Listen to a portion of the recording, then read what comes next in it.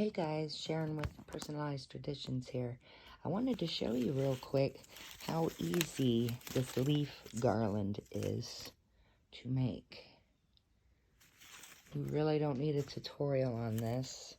I just put like maybe 3 or 4 strands together of twine.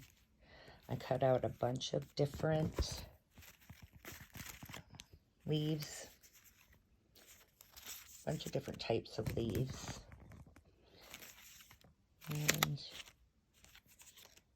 just put them all together, paper clip them on, and there's so many different things.